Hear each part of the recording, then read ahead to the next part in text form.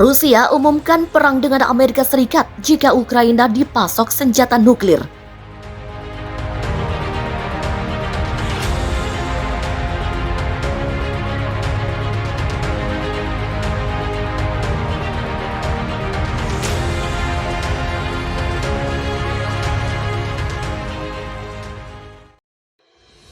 Rusia menilai operasi khusus yang dilakukan mereka di Ukraina telah menarik masuk kekuatan Amerika Serikat dan Sekutu Barat.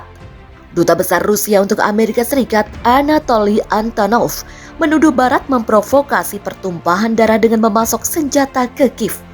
Pengiriman peralatan tempur dan tentara bayaran menjadi bukti Ukraina telah membuat potensi pertempuran meluas. Adanya pasokan senjata dari Amerika Serikat dan Barat menandakan Ukraina sengaja memancing Rusia menyerang mereka. Rusia mengecam dan menilai jika tindakan negara-negara Barat sangat berbahaya dan provokatif.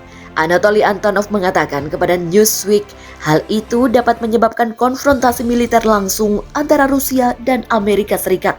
Negara-negara Barat terlibat langsung dalam peristiwa terkini karena mereka terus memasok senjata dan amunisi ke Ukraina sehingga memicu pertumpahan darah lebih lanjut. Sementara itu, Duta Besar mencatat bahwa matinya perjanjian Minsk adalah hasil dari kegilaan nasionalis dan sentimen pembangkangan rezim Kiev yang memilih jalan militerisasi dengan cepat. Pada saat yang sama, negara-negara NATO memulai pengembangan militer Ukraina yang dipenuhi dengan senjata. Sementara Presiden Volodymyr Zelensky mengumumkan rencana untuk memperoleh senjata nuklir. Anatoly Antonov mengatakan pihaknya memperingatkan bahwa tindakan seperti itu berbahaya dan provokatif karena ditujukan terhadap negaranya. Menurutnya, semua ini dapat membawa Amerika Serikat dan Rusia ke jalur konfrontasi militer langsung alias perang. Dia menambahkan konvoi transportasi di wilayah Ukraina akan menjadi target militer yang sah bagi angkatan bersenjata Rusia. Rusia meluncurkan operasi militer khusus untuk demilitarisasi dan denazifikasi Ukraina.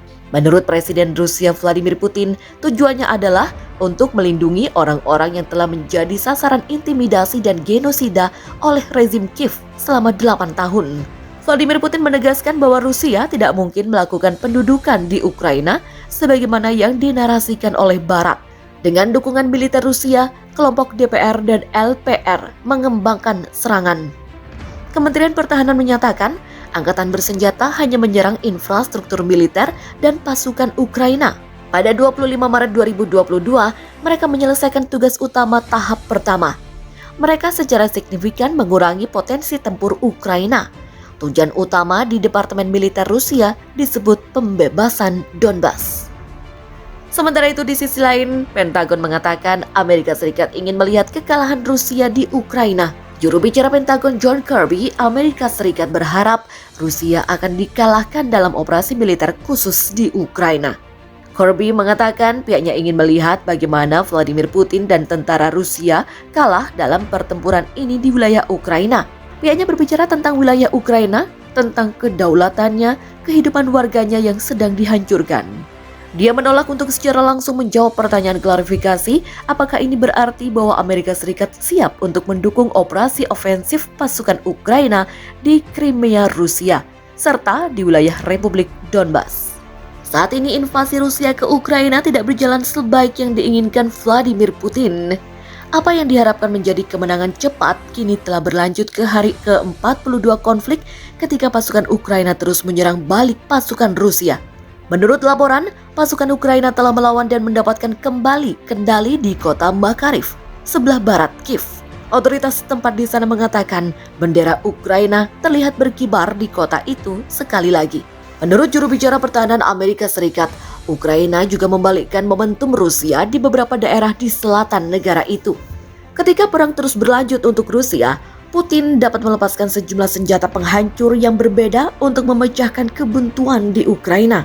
Rusia diyakini memiliki super weapon nuklir yang dapat menghancurkan kota-kota dalam hitungan menit. Senjata kiamat Putin ini dirancang untuk menghancurkan pangkalan angkatan laut dan berpotensi menenggelamkan Ukraina seketika di bawah tsunami setinggi 330 kaki. Yang kedua, sistem pertahanan rudal Triumph S-400.